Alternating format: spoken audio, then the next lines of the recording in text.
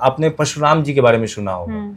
तो परशुराम जी की जो माँ थी उनका सर मतलब ये कर दिया गया था, मतलब वो पिता वो उसके पीछे का कहानी है एक। उसके पीछे का ये है कि परशुराम जी की जो माँ है वो गंगा की तट पे गई थी पानी लेने के लिए, मतलब वहां पे नदी किनारे।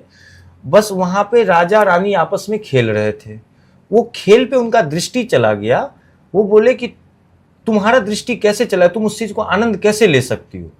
तो ये बात पे परशुराम के जितने भाई थे सबको उन्होंने आज्ञा दी कि अपनी माँ का सर काट दो। किसी ने भी ये चीज एक्सेप्ट नहीं किया कि आप मुझे मार दीजिए पर मैं माँ पे हाथ नहीं उठा पाऊंगा। परशुराम जी आए और उनको सीधा बोले कि माँ का सर काट दो। तो बोले जी पिताजी, और माँ का सर काट दिए। बोले तुम ही मेरा असली पुत्र है, बताओ अब मेरी माँ को तुरंत जिंदा कर दो, यही मैं मांगता हूँ। तो माँ भी जिंदा, माँ को भी काट दिए थे, भाई लोग को भी काट दिए थे परशुराम जी, और फिर तुरंत में जीवित भी हो गए। मतलब क्योंकि ऋषि मुनि का पहले का सतयुग का तप तो अलग लेवल पे था। आज हम लोग इस लेवल पे बहुत लकी हैं कि कलयुग में आपको ना कोई यज्ञ करना है, ना कोई जप करना है, ना कोई, आप बस मन से प्रभु को याद कीजिए, नाम जाप कीजिए। ये सबसे बड़ा, मतलब कलयुग में भगवान को पाना सबसे आसान है। अगर आप सतयुग में मान लो आपके बजरंगबली इष्ट देव हैं और आप सतयुग में जन्म लिए, मेरा कलयुग में जन्म हुआ, तो हो सकता है आपको बजरंगबली को जागृत करने के लिए हजारों साल कम, मतलब कम पड़ जाए, आपको 10,000 साल करना पड़े, लाख साल करना पड़े। हम वो चीज हो सकता है हम 10 दिन में कर लें। तो यहाँ मतलब ये चीज है वैसे भी कहा जाता है कि कलयुग में तो ये राम का नाम बस ले लीजिए तो बस भी मन से नाम जाप ही यहाँ पे सबसे बड़ा धर्म है। जी।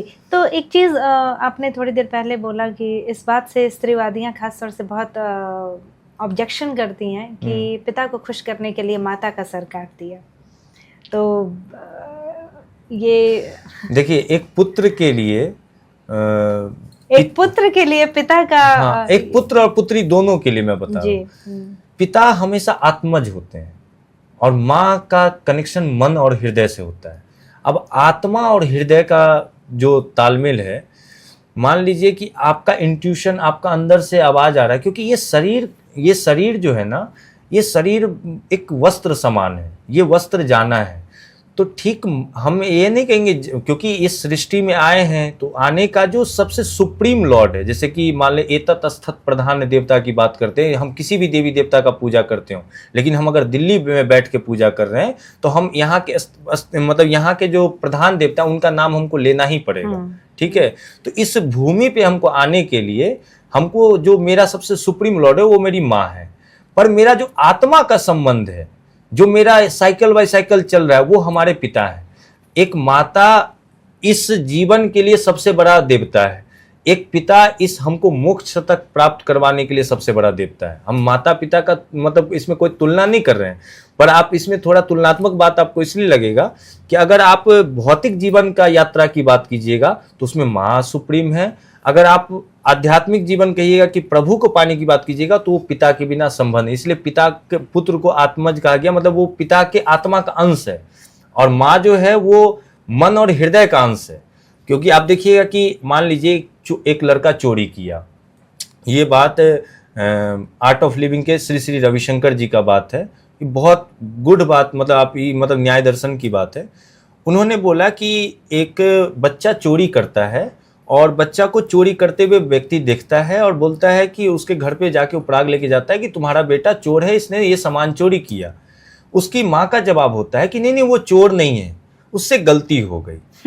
अब यहाँ पे बोलिएगा कि प्रत्यक्ष को प्रमाण की तो कोई आवश्यकता नहीं है, उसने चोरी करते हुए पकड़ा है। तो इस पे मतलब स्वामी जी का वर्णन ये है कि एक माँ जो है उसको जन्म दी है और जन्म से 14 वर्ष तक, मतलब मान लो बच्चे 14 वर्ष में चोरी कर रहा था, 14 वर्ष तक उसको पाली है। उस 14 वर्ष में उसका 1400 तरह के का मतलब उसका मतलब एक्शन देखा होगा, सारा चीज। तो उसने बोला कि उसके जीवन का एक पार्ट में उसने चोरी किया, तो उससे गलती हो गई, पर वो चोर नहीं है पेशेवर।